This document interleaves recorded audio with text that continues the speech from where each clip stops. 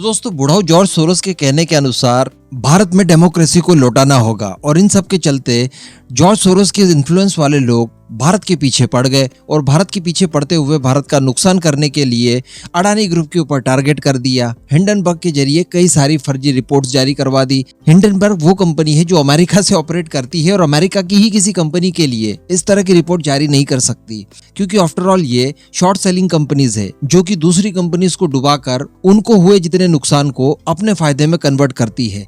लेकिन इसके बावजूद इन्होंने भारत में आग लगाने की कोशिश की। ये सभी जानते थे कि अडानी ग्रुप जैसा ग्रुप भारत के अंदर लाखों परिवारों को रोजगार देता है, जिससे भारत का तंत्र चलता है। हमारे आपकी तरह कई परिवार ऐसे हैं जो कि अडानी ग्रुप से जुड़े हुए हैं, उसमें जॉब करते हैं, वहां से सैलरी लेकर अपना घर चलाते हैं। इन सब लोगों को सड़क पर लाने के लिए पता नहीं इन लोगों ने क्या कुछ नहीं किया। लेकिन दोस्तों कहते हैं ना कि दिया तले अंधेरा, इन्होंने अपना घर नहीं देखा और अपनी बैंक डुबवा बैठे। जी हाँ, अमेरिका में हम लोग जानते हैं कि सिलिकॉन वैली बैंक डूबने के बाद काफी ज्यादा क्राइसिस आ गया है बैंकिंग सेक्टर में, और इस समय बताया जा रहा है कि अमेरिका सहित यूरोप में ये बैंकिंग क्राइसिस इतना ज्यादा फैल गया है कि इससे आसानी से उभर पाना इस समय संभव नहीं लग रहा है। और इन सब के चलते अमेरिका यूरोप को तो नुकसान होगा ही होगा, लेकिन भारत जैसे देश जो कि अपनी मेहनत के बूते आगे बढ़े हैं, इनको भी होने जा रहा है तगड़ा नुकसान। जी हाँ, आप ये रिपोर्ट देखिए, बताया जा रहा है कि अमेरिका के अंदर 186 बैंक ऐसी स्थिति में आ गए हैं कि वो कभी भी डूब सकते हैं, यानी लगभग पूरा बैंकिंग सिस्टम इनका डूबने की कगार पर आ गया है। अब ये दूसरों को तो दोष देंगे कि आपके यहाँ ये सब कुछ चल रहा है, लेकिन जब अपने यहाँ कंपनियां डूब रही है तो उनके लिए बेल आउट पैकेज जारी किए जा रहे हैं। खैर अच्छी बात है, कैसे न कैसे करके अपना बैंकिंग सिस्टम बचाए, क्योंकि सारे देश आपस में इंटरलिंक्ड होते हैं और एक देश में अगर बैंकिंग सिस्टम इस हद तक डूब जाता है तो उसका इम्पैक्ट पूरी दुनिया पर पड़ता है। अब ऐसे ही कुछ हुआ है भारत के अंदर भी। जी हाँ, बताया जा रहा है कि अमेरिका के अंदर ये जो बैंक वगैरह डूबे हैं, फिलहाल तो 2 ही बैंक डूबे हैं, इनके चलते भारत का जो IT बिजनेस है वो लगभग 245 अरब डॉलर के संकट में आ गया है। जी हाँ, इतना नुकसान हमें हो सकता है। 245 अरब डॉलर, ये बहुत बड़ी रकम है, बहुत ज्यादा बड़ी रकम है। एशिया में कई सारे देश जो इस समय फाइनेंशियल क्राइसिस से जूझ रहे हैं, अगर इन सब में इतना पैसा वितरित कर दिया जाए तो ये माला माल हो जाएंगे रातों रात।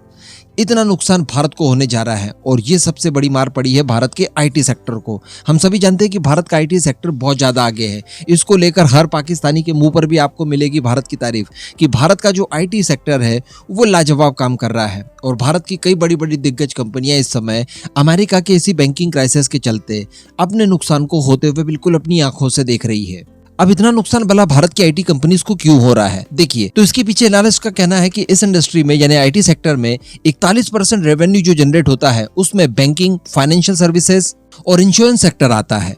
अब इस समय की अगर बात की जाए तो दुनिया के बड़े बड़े बैंक डूबने की कगार पर आ पहुंचे हैं, तो इस सेक्टर से जो रेवेन्यू जनरेट होता था वो सीधा सीधा इससे प्रभावित होता है। और अगर हम लोग बैंकिंग सिस्टम का लिंक देखें तो वो फाइनेंशियल सर्विसेज और इंश्योरेंस, इन दोनों से भी कहीं ना कहीं आपस में इंटरलिंक्ड होता है। तो कहने का मतलब ये जो IT सेक्टर का रेवेन्यू 41% जो इन सेक्टर से आता था हमें, उसके ऊपर भारी संकट आ गया है।